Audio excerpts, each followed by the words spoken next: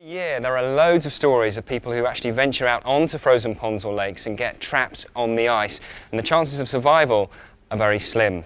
Yes, the problem is that it's almost impossible to reach people across the broken ice. Now, last week I went to Hayling Island near Portsmouth to investigate a unique rescue vehicle which can cross almost any terrain.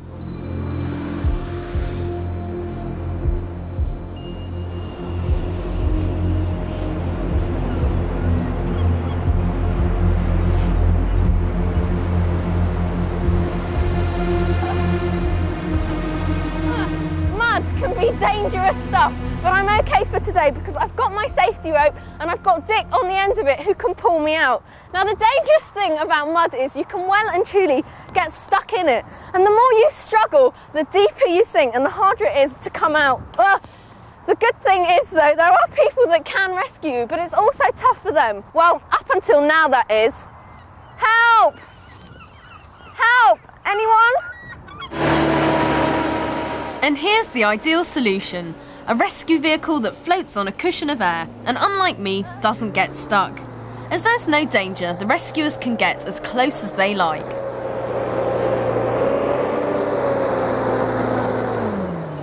Alan Orchard and Robert Trussler are founder members of the Search and Rescue Hovercraft Association.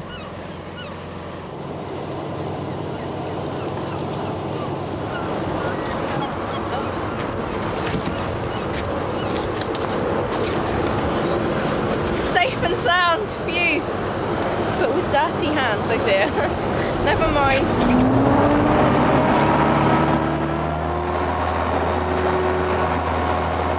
These small hovercraft are very reliable and have a top speed of 50 miles per hour.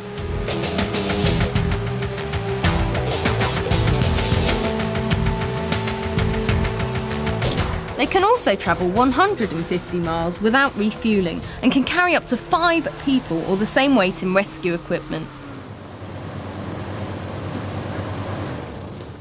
Oh, well, I have to say thank you so much for saving me, guys. I could have been stuck there forever. That's all right. Are you all right? I'm all right. A bit cold, a bit wet, a bit muddy. So tell me all about this. Well, a number of us that have been involved in hovercraft for some years have been aware that in certain search and rescue scenarios, hovercraft could play a vital role.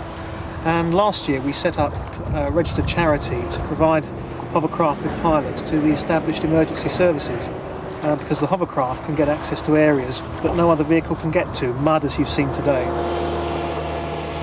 We can also go over snow and ice of varying thicknesses. We can also travel over floodwater where there may be floating debris or varying depths and where a normal outboard motor probably couldn't operate.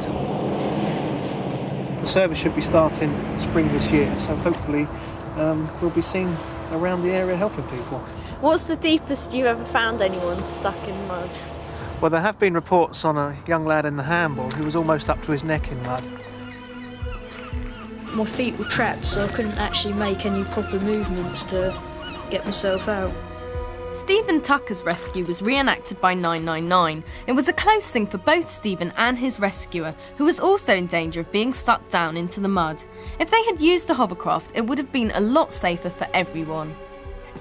I've been told that piloting one is a bit like driving on ice. Yeah. Right, okay then, Connie, we'll put the headsets on and hopefully you should be able to hear me. I can hear you. Good. Roger, Roger. Tango. Right then, we have 2 basic controls in the hovercraft. You've got your throttle, a twist grip on your right hand side here, and basically if you twist down towards the floor, you open the throttle and then we'll zoom away. Zoom away, yes indeed we will.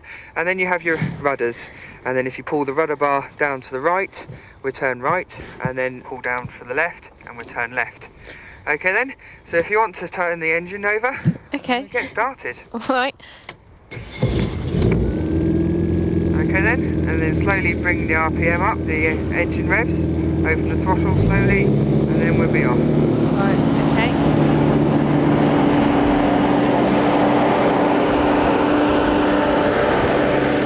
This bit seems surprisingly easy.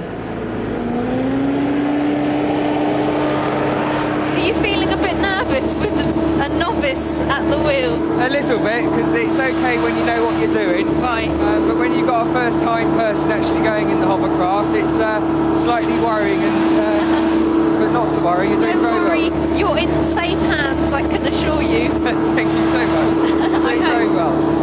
You can put our beacon on, which is the top left-hand button. This one? Yep, Yep. that's it. So what does that do? We've got an orange beacon on the back, Right. which just indicates that we're a hovercraft, because Right. all hovercraft have to have a flashing orange beacon. Oh right, okay. If you want to slowly bring the left hand down, The left hand, right? yeah, Like that? yeah, and we'll start turning round. Yep. When you feel the back end of the hovercraft come turning, then you've got to counterbalance, so you correct your turn. Whoa, waves. Carry on coming round. Pick up the RPM a little bit.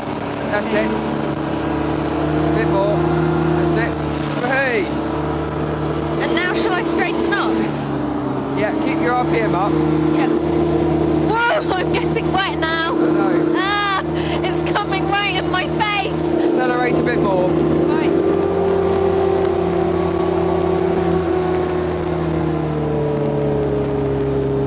Now for the tricky bit, going from water to land. Right, we're going to go on that bit of land there, yeah? That bit round there. Yeah. Here we go. Have you ever hit a seagull? No. Full power. A new rescue service seems a very good idea, but who's going to pay for it? We're looking hopefully to go for National Lottery funding Right. to help us so we can buy some new hovercraft Yep. to see how we get on really. Then we can buy rescue equipment.